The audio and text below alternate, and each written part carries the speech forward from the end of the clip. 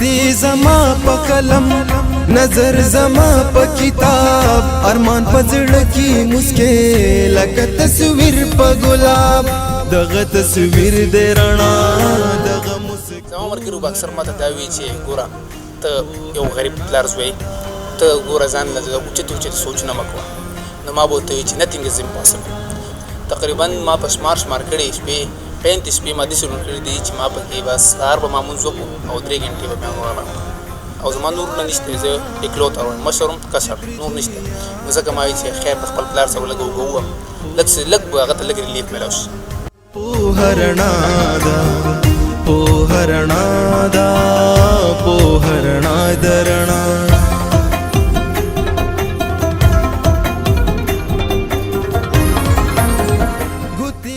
بسم الله الرحمن الرحیم السلام علیکم تاسو ګورئ سواد.news.com او زه نجیب الله افغان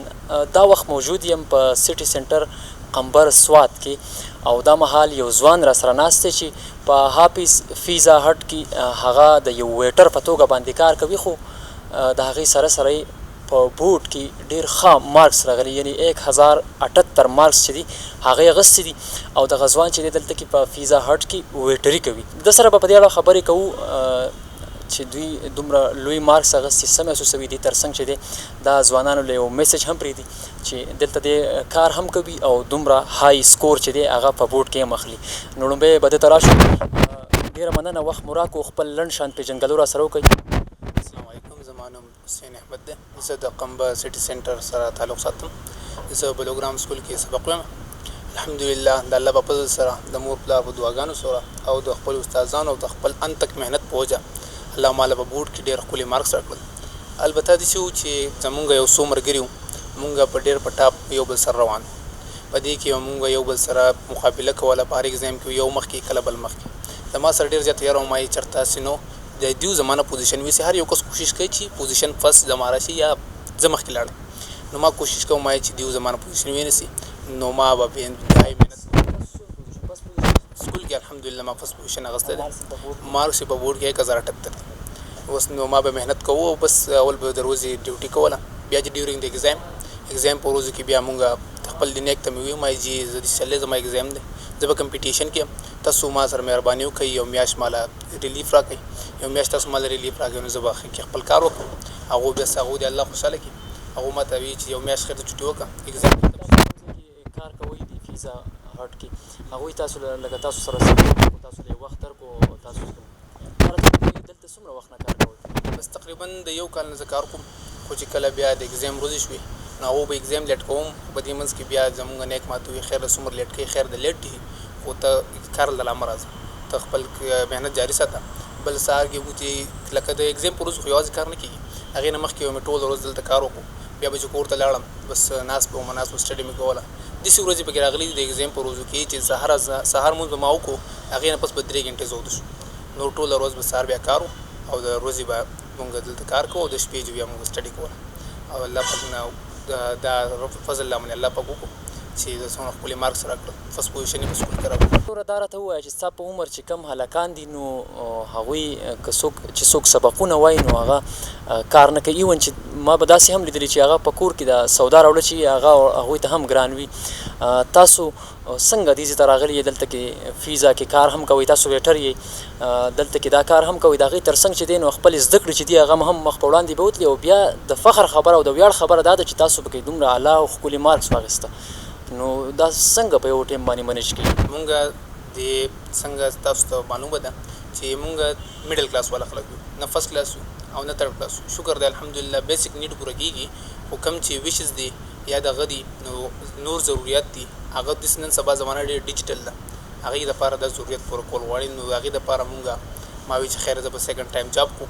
او ورسره خپل سټډي وکړو ما ته زما ملګرو به دا ایډوایس راکوو چې ګور ته سیکنډ ټایم جاب کې بیا ورسره سټډي نه کېږي خو ما وی نتینګ از امپاسبل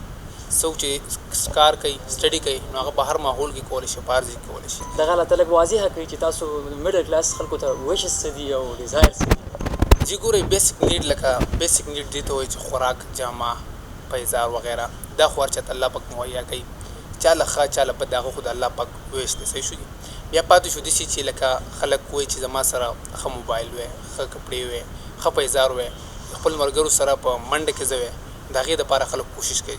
شکر دی الحمدلله سیستم بالکل برابر دی. ما والد صاحب ژوندی دی الحمدلله ټیټ کار کوي مزدوري دیاري ښه برابر ده خیر لیبر دی خو الحمدلله سیستم برابر دی خپل کور دی. خو نو بیا هم زمونږ کم چې خلک وایي که نه چې څومره ښه د نور نو هغه وایي چې یوازې هغه دی او زما نورونه نشته زه اکلوته وایم مشر هم کسر نور نشته نو ځکه ما وایي چې خیر د خپل پلار سره لږ وګوم لږ به هغه ته لږ ریلیف میلاو شي. دا چې کوم د خپل لاسو ګټه مو ده دا صرف ستاسو تر حده محدوده ده تاسو یې په ځان لګوئ که نه کورنۍ ته چې دی هغوی ته هم څه وده ورکوي تاسو لکه په دې باندې هغوی له د هغې ته څه حصه کوئ څه برخه کوئ؟ الحمدلله داسې لکه خلک څومره محنت کوي که نه نو الله پاک هغې کې برکت اچوي.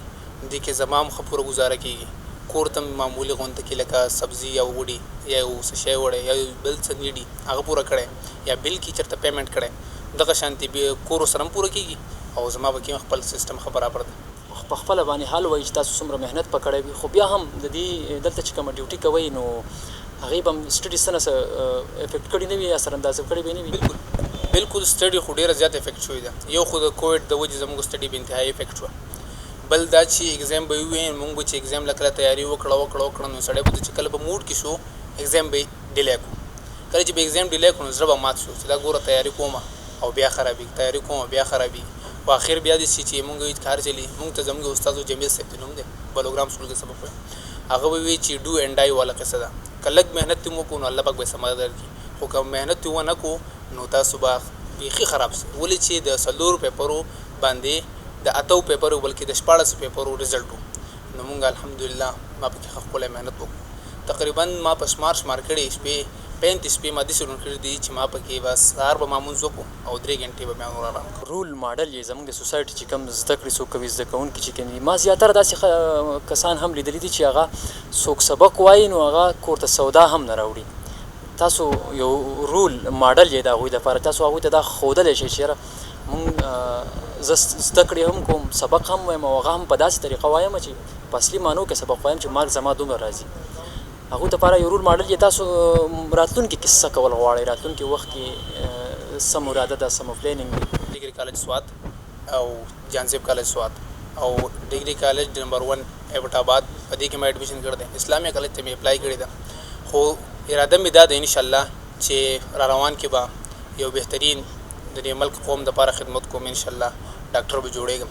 که الله کوله او خیر. زموږ اتارټي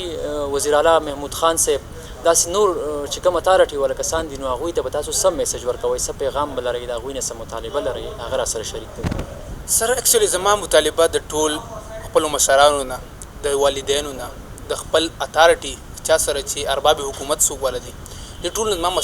زما د ډیمانډ دا دی زما د اپیل دی ټولو ته چې تعلیم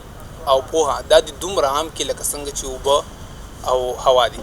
ځکه چې تعلیم زموږ بیسیک نیډ دی. تعلیم دپاره داسې سهولیات فراهم کړي داسې بلډینګز دې جوړ کړي داسې سیستم دې برابر کړي چې هر یو کس په مجبوره شي چې خامخا تعلیم زموږ حق دی.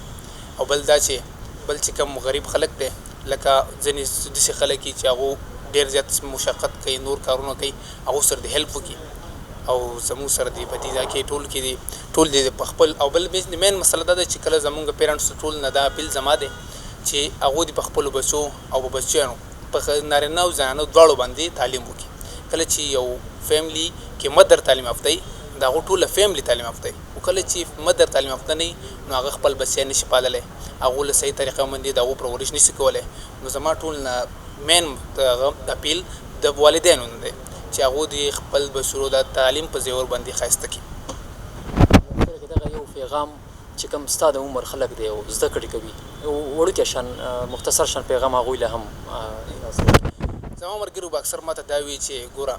ته یو غریب پلار زوی ته ګوره ځان له اوچتې سوچونه مه کوه.